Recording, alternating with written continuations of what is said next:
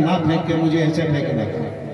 श्री कृष्ण भगवान ने कहा कि जरासंध को अपने बीच में से चीर और चीर के इसे ऐसे फेंक दे तो इसकी मृत्यु होगी, क्योंकि ऐसे वापस नहीं मिल पाएगा ये। पर जब तक इसे सामने डालता रहेगा तो ये बार बार जीवित होता रहेगा। यहाँ भीम के हाथों जरासंध का वध कराया। बोलो मोर मुकुट बंसी वाले की जय। और शिशुपाल को संध्या प्रस्ताव के समय श्री कृष्ण भगवान ने स्वयं सभा में जाके, जब महाभारत हुआ गए थे, श्री कृष्ण भगवान शिशुपाल ने वहाँ गलत शब्दों से संबोधित किया और गाली गलौच की जो आज सभ्यता है, आज भाषा है तुम्हारी, वो भी प्रयास किया कि तू छलिया है, कपटी है, ये है, वो है। श्री कृष्ण भगवान ने कहा कि शिशुपाल तो मेरी बुआ का पुत्र है और मैंने अपनी बुआ को एक वचन दिया था। जब मुझे बुलाया तो ब्राह्मणों ने बताया था तेरी माता को कि तेरी हत्या मेरे हाथ होनी है, और मैंने, तुम्हारी माँ ने मुझे बुलाया और तब कहा कि कन्हैया तू अपने भाई को मारेगा, ये तेरी बुआ का लड़का मेरा पुत्र है। तो मैंने एक वचन दिया था कि बुआ एक बात ध्यान रखना, जब तक ये 100 अपराध नहीं करेगा तब तक मैं शिशुपाल का वध नहीं करूंगा, लेकिन जिस दिन 100 अपराध कर देगा मैं क्षमा नहीं करूंगा। नारायण ना कभी किसी की दशा देखते हैं और ना दिशा देखते हैं। दूसरी बात, साधु और भगवंत, संत और भगवंत रिश्ता निभाते भी हैं और नहीं भी। जब तक सही कर्म कर रहे हो तो साधु आपके साथ है, गलत करोगे जो सही साधु है वो छोड़ के एक साइड खड़ा हो जाएगा। भगवान भी जब तक आपके पाप बढ़ते हैं, बार बार बढ़ाते हो, नारायण समझाते हैं, जब आप पाप करते हो तो आपकी आत्मा आपको रोकती है और आप आत्मा की नहीं सुनते, और आत्मा ज्यादा बार नहीं रोकती। जीवन में याद करके देख लेना, जितनी आयु अभी तक की होगी आपकी, 5 या 7 बार ही आपको रोका होगा, ज्यादा नहीं रोकते। कारण एक पाप के लिए आज रोका तो इस पे नहीं रुक पाया, तो आगे इस पाप की चरम सीमा तक मैं नहीं रोकूंगी। जब दूसरा करेगा तो फिर रोक दूंगी, एक बार फिर अंदर से आवाज आएगी कि ये गलत है, मुझे नहीं करना चाहिए। और जिस दिन ये गिनती 100 बार होगी उस दिन हमारे पाप संपूर्ण चरम पे होंगे, तभी नारायण हमारा वध करेंगे। हत्या नहीं करते, फिर वो हत्या एक अलग चीज है, वध बड़ा दुर्गति का शब्द है, वध तब वध करते हैं। हमारे कर्मानुसार ऐसी शिशुपाल के साथ हुआ। जब शिशुपाल ने ऐसे व्यथा दिखाई तो नारायण ने कहा कि यहाँ सभा में सभी सभापति हैं और मैं बार बार शिशुपाल तुम्हें समझा रहा हूँ, तुम्हारी समझ में नहीं आ रहा। आखिर में फिर बोल दिया कि 99 होगी, अगर 100 ही कर दूंगा तो क्या कर लेगा, क्या कर लेगा। ले मैं फिर बोल रहा हूं, तू छलिया है।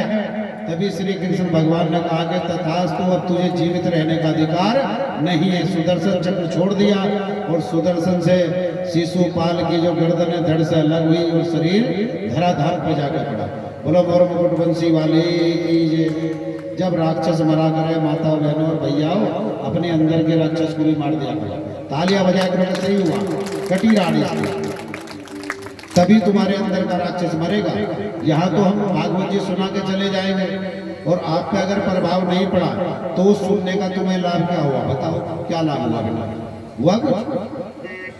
मेरे बच्चों, जब तुम्हें लाभ होगा जब उसे धारण कर लो और अपने राक्षस को मार दो। सबसे सर्वप्रथम तो अहंकार को मार दो। जब अहंकार मरेगा तो आप सबका आदर सत्कार भी करोगे, मान सम्मान भी करोगे, अपना व्यवहार सही और कुशल भी करोगे।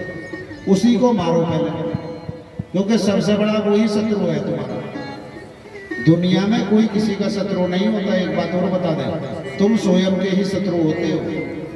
शत्रु बनाने में समय नहीं लगता। एक बार जाओ पंडाल के बाहर या पंडाल में बैठ के किसी को गाली दे दो, 1 मिनट नहीं लगने की, गाल लाल, उसका भी और तुम्हारा भी।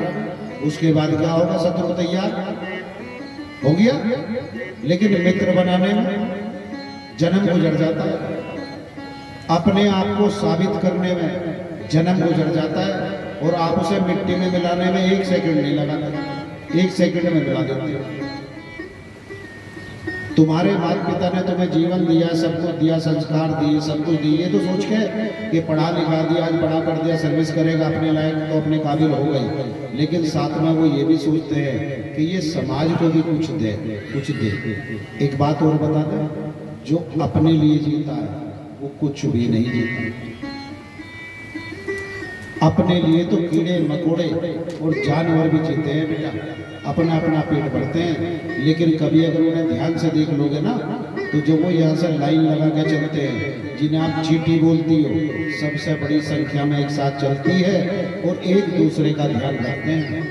उनके सैनिक भी अलग होंगे, सेवक भी अलग होंगे, सारे अलग अलग मिलेंगे। कहीं पढ़ के देखना कभी, उनके महल भी उसी तरह के होंगे कि ये सैनिकों के महल है, ये जो छत्री है, कहने का मतलब लड़ने वाले योद्धाओं के महल है। इसी तरह वो अपना बिल बनाते हैं। और हम पुरुष क्या करते हैं समाज के लिए? कुछ नहीं, समाज को दूषित करते हैं। साथ लेकर चलना तो अलग की बात है कि समाज को साथ लेकर चलेंगे। तुम खुद सही से नहीं चल पाए तो समाज को क्या चलाओगे? बोलो वृंदावन बिहारी लाल की जय। पहले स्वयं के कर्म सुधारो और इस लायक स्वयं को बनाओ कि हम इस जन्म में कुछ ना कुछ अपने आप से समाज कल्याण का कार्य अवश्य कर पाए, अवश्य करें। नहीं तो एक कुएं के मेंढक बन के बैठ जाओगे और उसी कुएं में टर टर टर वहीं बोलना है, वहीं प्राण त्याग देंगे, कुछ नहीं कर पाओगे। तो नियत बताओ, आज के बाद एक बुराई छोड़ोगे? पक्की बात है, तुम्हें स्वयं नारायण की कसम अगर नहीं छोड़ो, एक बुराई अपने अंदर से अवश्य छोड़ देगा। श्रीमन नारायण नारायण हरि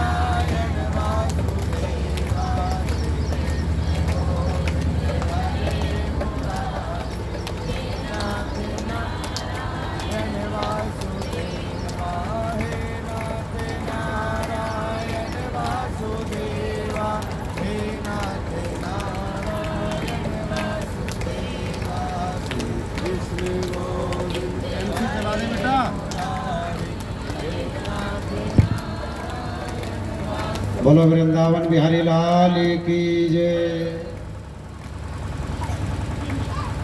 जय जय श्री राधे, जय जय श्री राधे।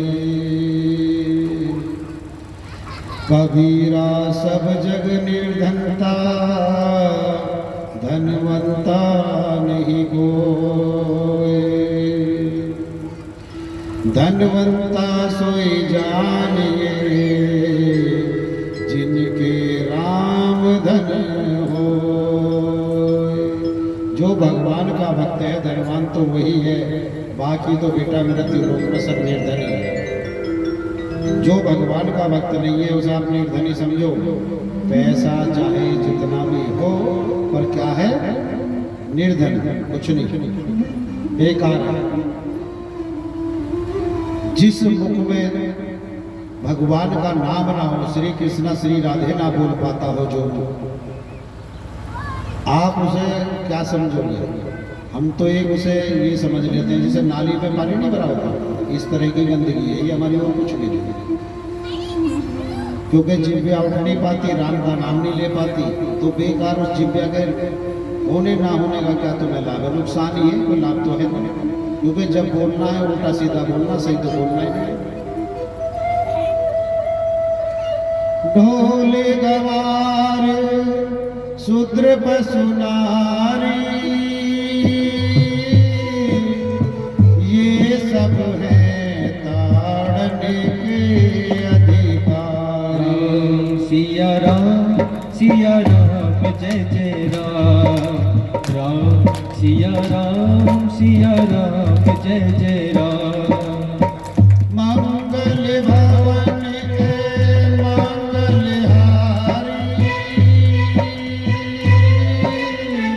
दर हो सुदशरथ अजर बिहारी। राम सिया राम जय जय राम, राम सिया राम जय जय राम। होए वही जो राम रच रामा, ओ कर साख बढ़ाए साख। राम सिया राम जय जय राम, राम सिया राम जय जय राम। सिया राम जय जय राम। राम सिया राम जय जय राम। ओ मंगल भवन मंगलहारी, डर हो सुदशरथ अजर बिहारी। राम सिया राम जय जय राम, राम सिया राम जय जय राम।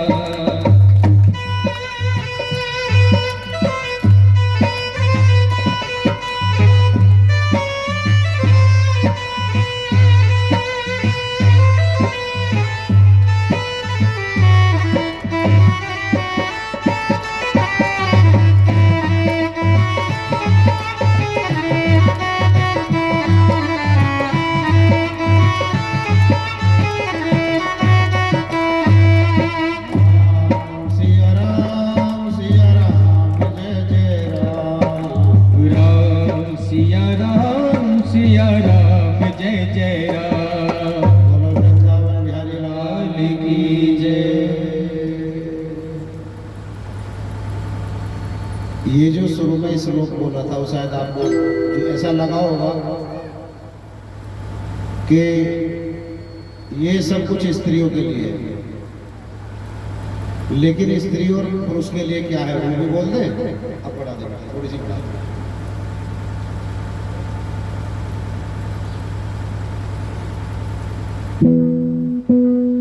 धीरज धर्म मित्र और नारी,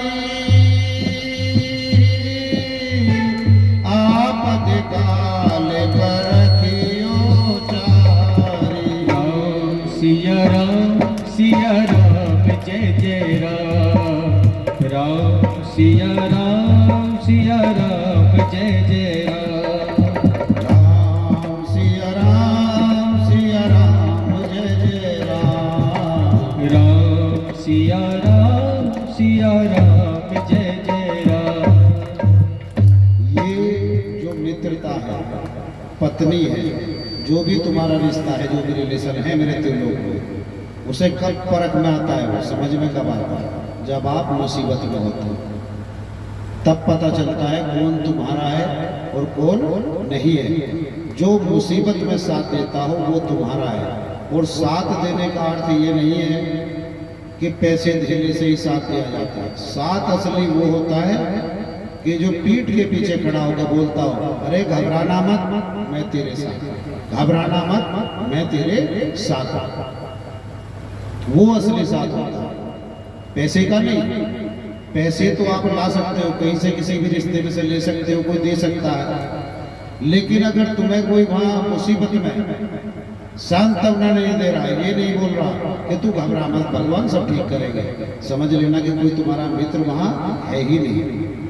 असली मित्र, सच्चा मित्र वही होगा जब आप मुसीबत में हो और आपको खड़ा होकर बार बार बोलता हो कि तू चिंता ना कर, आने वाला समय अच्छा होगा, भगवान सब ठीक करेंगे, भरोसा कर। ये जो है ढोल गवार शुद्ध पशु नारी, ये हमने आज दोबारा भागवत जी में बोला, वो इस कारण बोला है कि कई बार तो इस पर विवाद चल रहा है, आप फेसबुक खोल लो, यूट्यूब पर देख लो, अजी आपकी रामचरितमानस, कुछ ये बुद्धि जो जीवी बनते हैं, बुद्धिजीवी लोग और मूर्ख है वो दुनिया के सबसे बड़े बड़े। आपने की रामचरितमानस में तो ये लिखा है, क्या लिखा है, ढोल गवार शूद्र पशु नारी,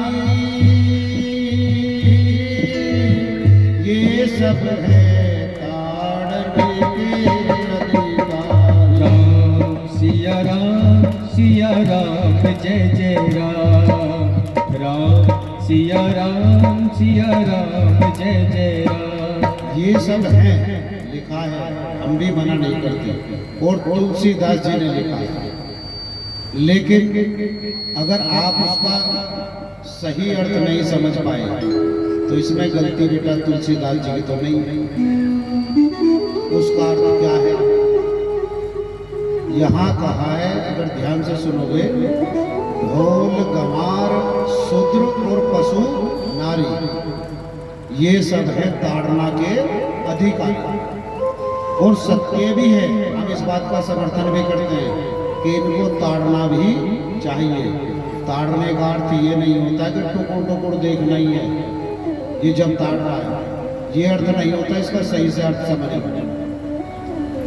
ढोल गंवार जो बेवकूफ व्यक्ति है, जब जब अपना मुख खोलेगा, मुख को ढोल कहा जाता है, जो बेवकूफ व्यक्ति है जब जब अपना मुख खोलेगा तो वो सदा गलत ही बोलेगा। अगर स्वयं पे आपने कंट्रोल नहीं रखा, भगवान के भक्त नहीं हो, तो जब जब मुख खुलेगा, आपके मुख से जो वाणी निकलेगी वो दूसरे के कान को कष्ट पहुंचाती है, तो समझ लेना कि मैं अब ढोल की तरह बजाऊं। ये ढोल है, ये बाहर वाला नहीं जो चमड़े की खाल पीटते हैं, वो ढोल है।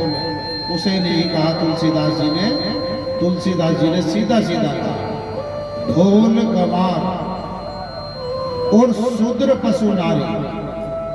शूद्र संस्कृत में चरणों को बोलते हैं, तुम्हारे पैरों को, जो नाभि से नीचे का हिस्सा है वो शूद्र है संस्कृत में। किसी जाति बिरादरी को नहीं बोला कि जैसे आज लोग सोचते हैं, एक हमने पढ़ा था वैसे उस पर ज्यादा नहीं बोलना चाहिए। यूट्यूब पे चला था, एक कोई हरिजन था, लीडरशिप हासिल करने के लिए तुम अपनी बहन को पत्नी कह सकते हो और पत्नी को बहन। इन नेताओं का कोई भरोसा नहीं, कुछ नहीं कहा जा सकता है नेताओं के बारे में, राजनेताओं का। उसने लिख रखा है कि ढोल गंवार शूद्र पशु नारी, ये लो जो कास्ट है, लो कास्ट, उनके लिए लिख दिया, उनके लिए लिखा तुलसीदास जी ने। उस मूर्खानंद को भी बताने का प्रयास करेंगे, और जो ऐसा समझ रहे हो वो भी ध्यान से सुनना। ढोल तुम्हारा मुख है, जब जब गलत बोलते हो ढोल की तरह बजता है। बुद्धि शूद्र है, अगर बुद्धि तुम्हारा सही काम नहीं कर रही है तो क्या कहोगे? आचार विचार गलत है तो क्या कहोगे? शूद्री कहोगे या कोई और अक्षर है जिससे संबोधित कर दोगे, कोई और चीज है? यहाँ ढोल गंवार शूद्र पशु नारी के अपने चरणों का भी ध्यान रख, अपने आचार विचारों का भी ध्यान रख, अपने मन का भी ध्यान रख। मन को एकाग्र कर, अपनी बुद्धि को शुद्ध कर, नहीं तो तू इसकी भांति है, ढोल गंवार पशु शूद्र नारी। तू पशु के समान है। अगर तेरे विचार उत्तम नहीं है तो हर मनुष्य जिसके विचार उत्तम नहीं है वो पशु की भांति है। और जो स्त्री को कहा गया है ढोल गवार पशु शूद्र नारी, वो नारी नहीं है, वो है नाड़ी। वो नाड़ी है, नारी नहीं है, औरत का नाम नहीं है वहां। अभी हम गा रहे थे तो आपको यही समझ में आ रहा होगा नारी नारी, क्योंकि नाड़ी को क्या बोलोगे आप जब ये गाओगे तो क्या बोलोगे? ये तो ऐसे तो लगेगा कि नारी बोल रहे हैं। और नारी का दूसरा अर्थ है तुम्हारी आत्मा। यहाँ कोई पुरुष लिंग नहीं है इस मृत्यु लोक में, सब स्त्रीलिंग, पुरुष नहीं है यहाँ कोई। ये बाहरी खोल पुरुष के हो सकते हैं, जो तुम्हारी आत्मा है वो एक स्त्री है, वो स्त्रीलिंग है। तो यहाँ तुलसीदास जी ने कहा था कि हे मूर्ख मनुष्य, इस जीवन को व्यर्थता मत गवा। अपने मुख से वाणी बोलने से पहले 10 बार विचार करके मैं बोल क्या रहा हूँ, ये अच्छा है या गलत है। अगर तू सही बोलेगा तो बहुत अच्छी बात है, नहीं तो ढोल की तरह बजेगा, ढोल की तरह बजेगा।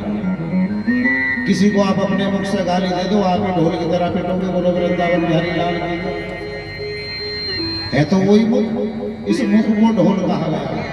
और शूद्र पशु नारी के जितने तेरे अंग हैं, जो हाथ पैर है, सब कुछ है, इनका विशेष ध्यान रख, इनको ताड़ कर रख, एक सूत्र में रख।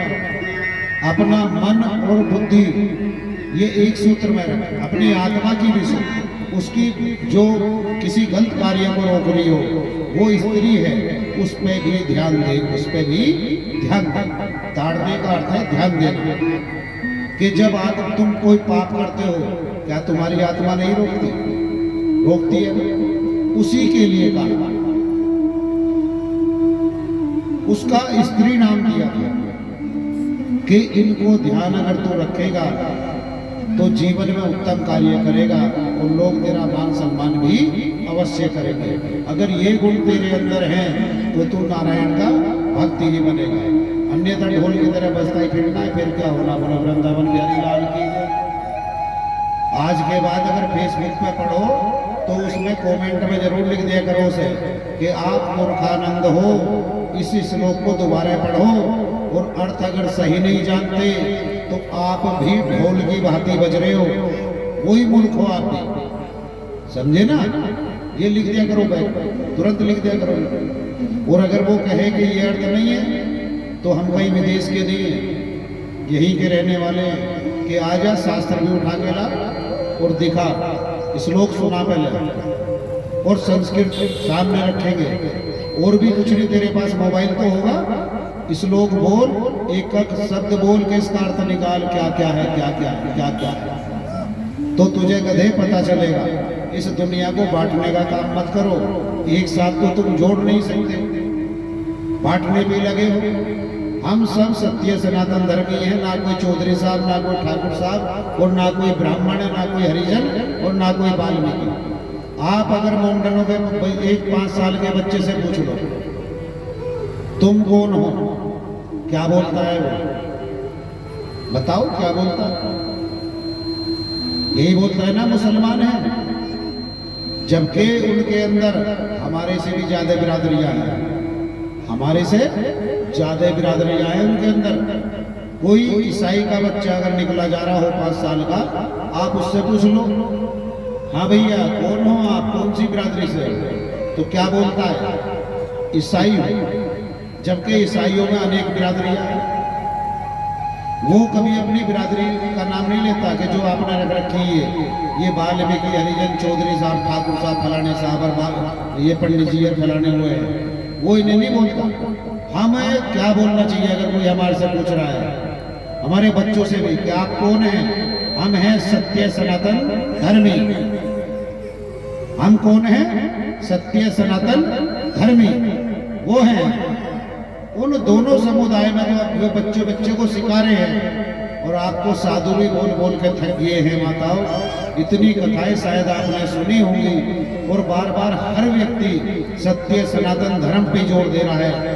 एक बात और बता दें, ये राज की बात है, तुम्हारे धर्म से प्यारा धर्म मृत्यु लोक में नहीं है। इस सत्य सनातन धर्म से अच्छा धर्म मृत्यु लोक के अंदर है ही नहीं। यहाँ फूल आ जाती है बेटा, स्वतंत्रता है इस धर्म के अंदर, मान सम्मान है। सारे देवी आदि देव तुम्हारे तो है, और जितने ये बौद्ध वगैरह जो भी धर्म बने हैं, ईसाई हो या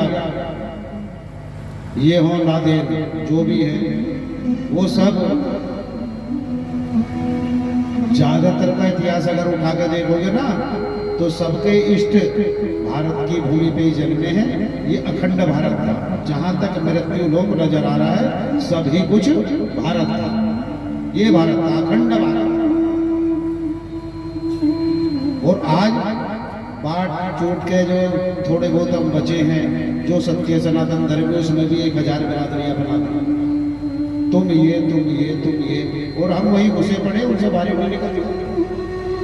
अरे बाहर निकलो, बाहर निकलोगे तो पता चलेगा कि दुनिया कैसी है और लोग बाग कैसे जी रहे हैं। वो अपने धर्म में एक छोटा सा बच्चा, अच्छा एक बात बताओ, चलो अब तो इलेक्शन भी होगी, इलेक्शन से पहले अगर हम बोलते तो ऐसा लगता कि गुरुजी किसी पार्टी की हो गई, लगता ना, इसलिए हमने कुछ नहीं कहा कि कोई बात नहीं, अब हम नहीं बोलेंगे इस बीच में। जिसको जो अच्छा लगता है वो अपनी वोट मारो। बोलो वृंदावन बिहारी लाल की जय। सत्य सनातन धर्म पे योगी जी और मोदी जी से अलग किसी ने जोड़ दिया? कोई नेता ऐसा आया हो, लीडरशिप आई हो? कोई नहीं आया। और आज तुम उन्हें शेर ही मत समझो, वो बब्बर शेर है, बब्बर शेर, लेकिन तुम्हारी आवश्यकता है उन्हें, तुम्हारे बिना कुछ नहीं है। ये तो जो गया सो गया। आगे माताओं बहनों विशेष ध्यान रखना, अगर ये धर्म बचाना है तो उन्हें लाना ही पड़ेगा, उन्हें लाना ही पड़ेगा। कई बार ऐसा होता है कि अगर हम जाट हैं तो जैन साहब हमारी उसमें है, अरे जैन साहब क्या करेगा? जैन साहब और खुद का स्थिति नहीं है। या जिस भी A to Z लीडर को ले लो, हम एक की बात नहीं करेंगे। अगर ऐसा है तो सब आपस में एक दूसरे को समझाओ, अरे सपोर्ट करो, लेकिन अच्छे व्यक्ति को करो, गलत को मत करो। कहने का मतलब ये है, गलत व्यक्ति चाहे अपना पुत्र हो या भाई हो या पति हो या बेटा हो, गलत का साथ कभी नहीं देना चाहिए। और अच्छा व्यक्ति चाहे दुश्मन भी हो, चाहे दुश्मन भी हो, तुम्हारी भले झगड़े हुए हो, लेकिन झगड़े किसी अगर और कारण पे हुए हैं और वो व्यक्ति तुम्हारे धर्म के लिए अच्छा है, तो आंख बंद करके समर्थन करो कि आदमी ठीक है, आदमी ठीक है। तुम मत जाओ, बातें अलग है, तुम मत जाओ, बातें अलग है, पर उसे कहो तो। अरे अगर बुरी बात तुम्हारा पिता भी बोल रहा हो, गलत बात तुम्हारा पति भी बोल रहा हो, मत बर्दाश्त करो। लेकिन अगर सही बात दुश्मन भी बोल रहा हो तो उसे सही मानकर यही कहो कि बिल्कुल एकदम सही बोल। वहां ये मत देखो कि कल मेरा इससे झगड़ा हुआ तो ये सही बात बोल ही नहीं सकता। अरे 5 साल का बच्चा तुम्हारे से ज्यादा ज्ञानी हो सकता है। यहाँ उम्र से, पढ़ाई लिखाई से कुछ लेना देना नहीं है। ये मेरे गोविंद की कृपा है, जो बड़े बड़े ग्रेजुएशन हैं उन्हें 5 मिनट में क्या बनाता है, ये क्या है, ऐसा बना देता है। और 5 में, एक पल में जो ऐसा है उसे ग्रेजुएशन करा देता है। ये वो गोविंद है, वो कृपा है। यहाँ अभिमान नहीं चलता। ऐसी सज्जन अगर पुरुष है तो सज्जन को सज्जन कहो, गलत को गलत और सही को सही कहना सीख लो। हमारा मतलब इसी बात से और कुछ नहीं है। पर अगर धर्म को बचाना तो ये विशेष ध्यान रखना, नहीं तो अत्याचार ऐसा होने जा रहा है सोच भी नहीं पाओगे। बोलो वृंदावन बिहारी लाल की जय। रुक्मी को श्री कृष्ण भगवान ने बलराम जी के हाथों मरवाया। जब श्री कृष्ण भगवान के जो पुत्र प्रद्युम्न हैं, उनके पुत्र का विवाह रुक्मी की पोती से हुआ। रुक्मी के पुत्र की लड़की से विवाह हुआ।